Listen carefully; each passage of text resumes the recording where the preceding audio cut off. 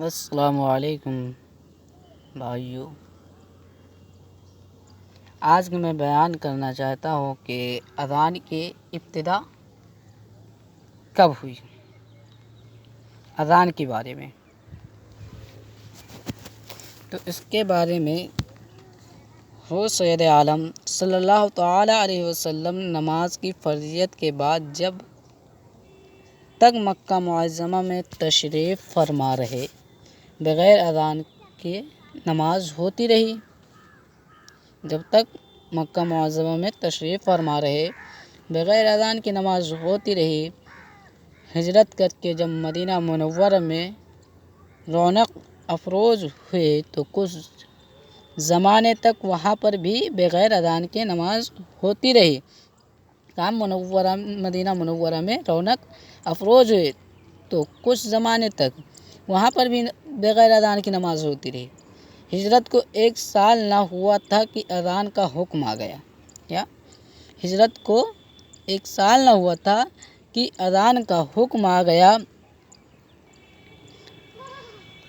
اس کی قدر تفصیل یہ ہے کہ محبوب خدا صلی اللہ تعالی علیہ وسلم نے ہجرت کر کے جب مدینہ منورہ میں قیام فرمایا تو اوقات نماز معلوم ہونے کے لیے ایسی چیز مقرر نہ تھی جس سے عام طور پر نماز کے اوقات معلوم ہو جاتے ہیں، اور عادت کریمہ یہ تھی کہ کبھی تعجیل فرما کر نماز اول وقت میں ادا فرماتے اور کبھی تاخیر ہوتی۔ بعض صحابہ کرام شرف اقتداء حاصل کرنے کے لیے وقت سے پہلے حاضر ہو جاتے جس سے ان کے کاموں میں فطور واقع ہوتا، اور بعض صحابہ کرام ایک خیال کر کے حضور تاخیر سے نماز ادا فرمائیں گے اپنے کاموں میں مصروف رہنے کے باعث دیر میں پہنچتے، جس کی وجہ سے شرف اقتداء فوت ہو جاتا۔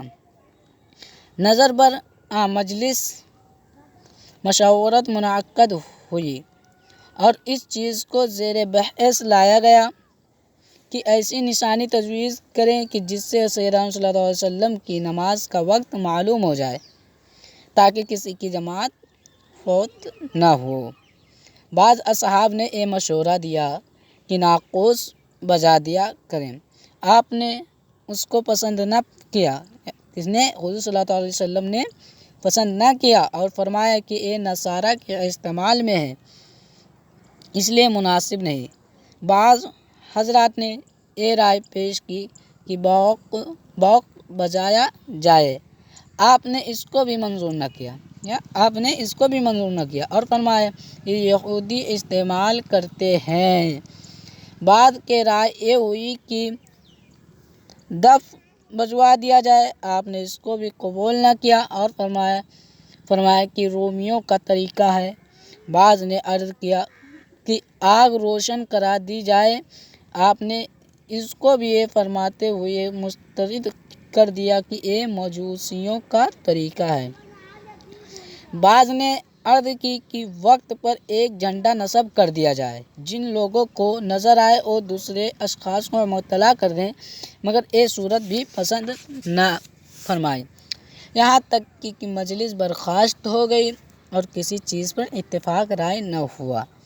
سید عالم صلی اللہ تعالی علیہ وسلم متفکرانہ حالت میں دولت قضاء پر تشریف لائے۔ عبداللہ بن زید صحابی فرماتے ہیں کہ حضور کے متفکر ہونے کے باعث مجھ کو بھی فکر دامن گیر ہوئی۔ شب میں سویا، رات میں جب سویا تو غنودگی میں دیکھا کہ ایک آنے والا آیا جو 2 سبز کپڑے پہنے تھا، ایک دیوار پر کھڑا ہو گیا، اس کے ہاتھ میں ناقوس تھا۔ میں نے کہا اس کو فروخت کرتے ہو؟ اس نے کہا کیا کرو گے؟